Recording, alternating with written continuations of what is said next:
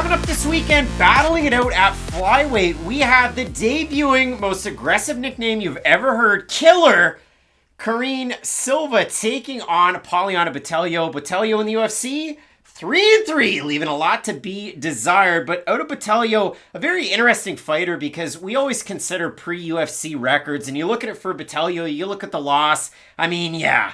At Viviane Pereira, was it really that great? No, but she also has wins over Silvana Gomez-Juarez, who ended up in the UFC as well. When she was 38. As current Invicta FC flyweight champ, Karina Rodriguez. So good wins there for Poliana Botelho, but for Botelho in the UFC, again, a mixed bag. I touched on it, the fact that yes, 3-3, but you look at the wins, Pearl Gonzalez, Siri Kondo, and Lauren Mueller.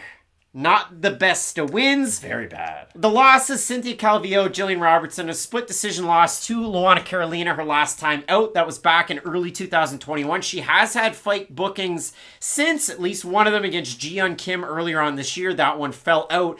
Her last fight against Luana Karolina, she beat the brakes off her in the first round. I thought it was a 10-8. Everybody thought it was a 10-8, but the judges, and she ends up losing that fight second round, third round. She just didn't have gas left in the tank in that one. So Botelho revamps, rebooks, and now she's taking on Silva. Both of these fighters out of Brazil, and two big Brazilian teams. For Botelho, Novo União. For Karine Silva, out of Gile Ribeiro team, or Ribeiro team. You might know, I don't know, Augusto Sakai, who trains at that gym, but there are multiple different big-time fighters out of that gym. Matt, when it comes down to this matchup, though, both very much adept in the striking. This should be fun while it lasts.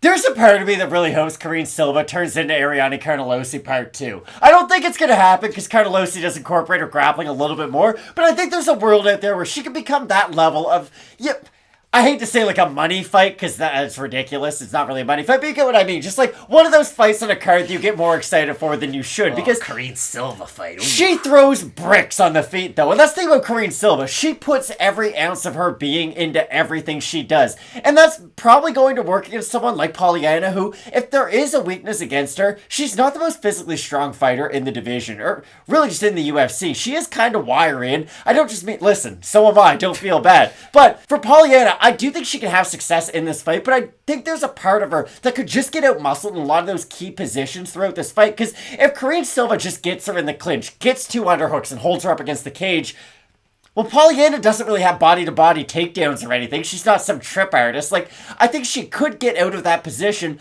but that's going to require a ton of energy for Poliana to get out of. And it's just a very simple offensive move for Karine Silva, basically to stall the fight. And I don't even think she's going to do that. I just think this is probably more than any other fight on the card. This fight's going to play down to physicality. And I do think Karine Silva has a big X factor with her physicality. I mean, Silva's 14-4 with 14 wins by finish. 3 of her 4 losses are also by finish. And if you look at it, Dana White's Contender Series was a way that she's getting her way into the UFC. The Contender Series curse, but her last time out, she took on Kihui Yuan, and in that fight, her opponent was a WLF Wars fighter out of the Shanghai Performance Institute. What are we going to get? Mixed bag is what you usually get. She had a win over Liang Na, which was interesting, who made it into the UFC, but Silva was a minus 290 favorite in that, had a good first round. Second round, she came out, and if Marc-Andre Barriault is the power bar, Karine Silva is like the Palamine bar. And listen, New Brunswick candy reference, they changed what they do to make the Palamine bars, and now they're gooey and they're not as hard and rigid. So Palamine bar, Karine Silva looked completely gassed in the second round. However, she was able to get that wild finish of her own, and she ends up with a big time She almost wanted to go Gogo Plata. She looked amazing. In the first round, she kept threatening Gogo Plata, Omoplata, which was a lot of fun. But again, it just zapped a lot out of her. Her striking style is very, very demanding. She throws everything into her shots. She is a very good striker in her own right. Again, you don't get 14 finishes out of your 14 wins for nothing. Poliana Botelho, Muay Thai background. That's a lot of fun. Good kicks, too. Good kicks. But the problem is there's not a lot of snap on the end of them. That's my problem with these people who are Muay Thai fighters or kickboxers who don't have any knockout power on their strikes. Yeah, it's great that you throw in combination, you throw in technique.